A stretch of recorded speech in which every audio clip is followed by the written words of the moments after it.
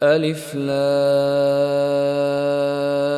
را تلك آیات الکتاب الحکیم۔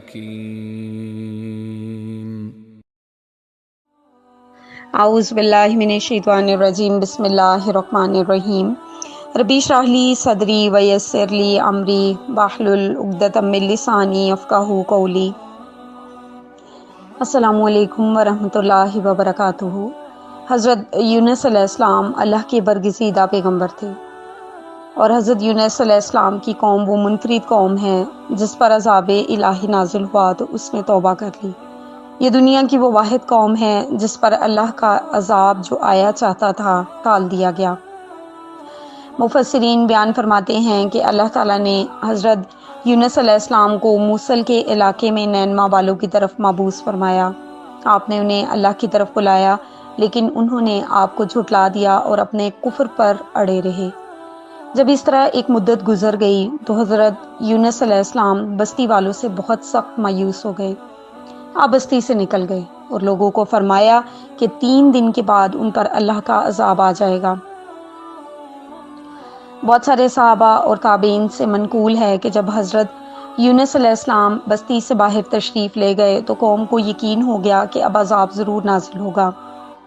اس وقت اللہ تعالیٰ نے اپنی رحمت سے ان کے دلوں میں توبہ کی طرف توجہ پیدا فرما دی۔ انہیں اپنے نبی کے ساتھ بدسلوکی پر ندامت محسوس ہوئی، چنانچہ انہوں نے پھٹے پرانے کپڑے پہن لیے، جانوروں کے بچوں کو ان کی ماؤں سے الگ کر دیا۔ پھر وہ رو رو کر عاجزی کے ساتھ اللہ سے دعائیں مانگنے لگے۔ مرد بھی روتے تھے، عورتیں بھی، بچے بھی روتے تھے اور مائیں بھی، اونٹ بھی بلبلاتے تھے اور ان کے بچے بھی، گائیں اور بچڑے بھی، بکریاں بھی بنبناتی تھیں اور میمنیں بھی۔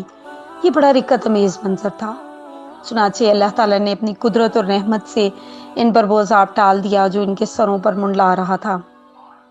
اسی لیے اللہ تعالیٰ نے سورہ یونس میں فرمایا، بس کیوں نہ کوئی بستی ایمان لائی کہ اس کا ایمان لانا اس کو فائدہ مند ہوتا۔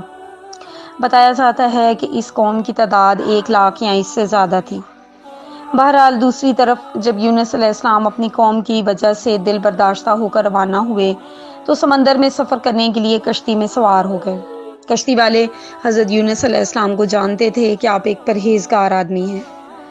جب کشتی سمندر کے درمیان میں پہنچی تو ڈگمگانے اور ہچکولے کھانے لگی اور قریب تھا کہ ڈوب جائے۔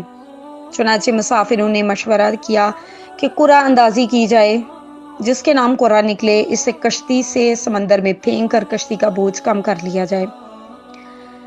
جب لوگوں نے قرعہ نکالا تو قرعے میں اللہ کے نبی حضرت یونس علیہ السلام کا نام نکلا۔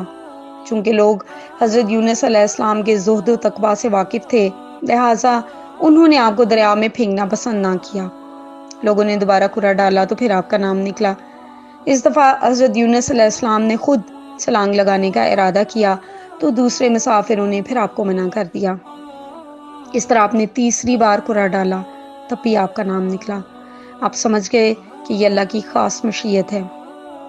جب قرعے میں آپ کا نام نکلا تو آپ کو سمندر میں پھینک دیا گیا اور اللہ تعالیٰ نے بحر روم کی ایک بڑی مچھلی بھیج دی، وہ آپ کو نگل گئی۔ اللہ تعالیٰ نے اسے حکم دیا کہ وہ آپ کا گوشت نہ کھائے اور ہڈی نہ توڑے، کیونکہ آپ علیہ السلام اس مچھلی کا رزق نہیں تھے۔ اس مچھلی نے حضرت یونس علیہ السلام کو لے کر تمام سمندروں کا چکر لگایا، اور بعض علماء نے بیان فرمایا کہ اس مچھلی کو اس سے بڑی مچھلی نے نگل لیا تھا۔ امام ابن جریر رحمۃ اللہ علیہ نے اپنی تفسیر میں لکھا، یعنی انہوں نے ایک حدیث حضرت ابو ہریرہ سے روایت کی کہ اللہ کے رسول صلی اللہ علیہ وسلم نے فرمایا، جب اللہ تعالیٰ نے یونس علیہ السلام کو مچھلی کے پیٹ میں قید کرنے کا ارادہ فرمایا تو اللہ نے مچھلی کو وحی کی کہ اسے لے لو، لیکن اس کا گوشت زخمی نہ کرنا اور ہڈی نہ توڑنا۔ مچھلی نے یونس علیہ السلام کو اٹھا کر سمندروں کا چکر لگایا۔ یونس علیہ السلام نے سمجھا کہ وہ فوت ہو گئے، پھر اپنا سر ہلایا تو محسوس کیا کہ وہ تو زندہ ہیں۔ پھر انہوں نے اپنے رب سے دعا کی اور اللہ نے دعا قبول فرمائی، اور جب مچھلی سمندر کی تہہ تک پہنچی تو یونس علیہ السلام کو ایک آواز سنائی دی۔ آپ نے دل میں کہا، یہ کیا ہے؟ اللہ تعالیٰ نے آپ کی طرف وحی کی کہ یہ سمندر کے جانوروں کی تسبیح کرنے کی آواز ہے۔ آپ نے مچھلیوں اور کنکریوں کو تسبیح کرتے ہوئے سنا۔ پھر اللہ تعالیٰ نے مچھلی کو حکم دیا کہ آپ کو ساحل پر ڈال دے۔ امام ابن ابی حاتم رحمۃ اللہ علیہ اپنی تفسیر میں بیان کرتے ہیں کہ یونس علیہ السلام کو مچھلی کے پیٹ میں ان الفاظ کے ساتھ دعا کرنے کا خیال آیا: لا الہ الا انت سبحانک انی کنت من الظالمین۔ اے اللہ، تیرے سوا کوئی معبود نہیں، تو پاک ہے اور بے شک میں قصوروار ہوں۔ یہ دعا عرش کے نیچے جا پہنچی تو فرشتوں نے کہا: یا رب، ایک کمزور سی جانی پہچانی آواز کسی اجنبی مقام سے آ رہی ہے۔ اللہ تعالیٰ نے فرمایا: تم نے پہچانا نہیں؟ بولے: نہیں۔ اے رب، وہ کون ہے؟ فرمایا: میرا بندہ یونس۔ فرشتوں نے کہا: تیرا بندہ یونس، جس کے مقبول عمل اور مقبول دعائیں آسمانوں پر آتی رہتی ہیں؟ یا اللہ، وہ راحت کے ایام میں نیکی کرتا تھا، کیا تو اس پر رحم کر کے مصیبت سے نجات نہیں دے گا؟ اللہ نے فرمایا: کیوں نہیں۔ پھر مچھلی کو حکم دیا تو اس نے حضرت یونس علیہ السلام کو چٹلیل میدان میں پھینک دیا۔ کہا جاتا ہے یہ ایسی زمین تھی جو کہ ایک بنجر مقام تھا، جس میں نہ کوئی درخت تھا نہ کوئی اور چیز۔ آپ بہت بیمار اور کمزور تھے۔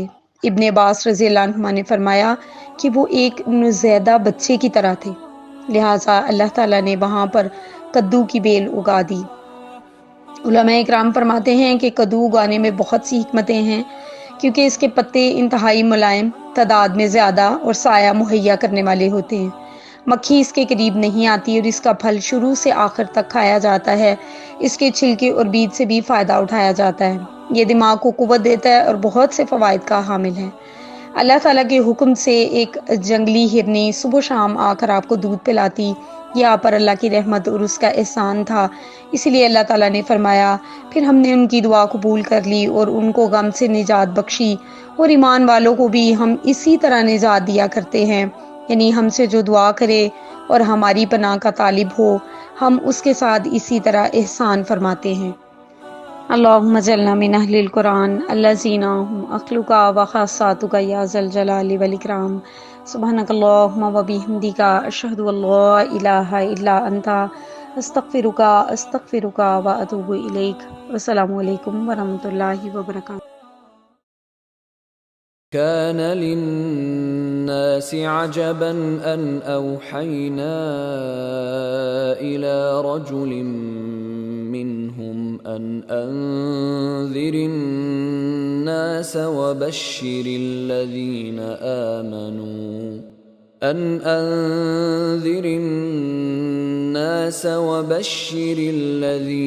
آمنوا أن لهم قدم صدق عند ربهم قال الكافرون إن هذا لساحر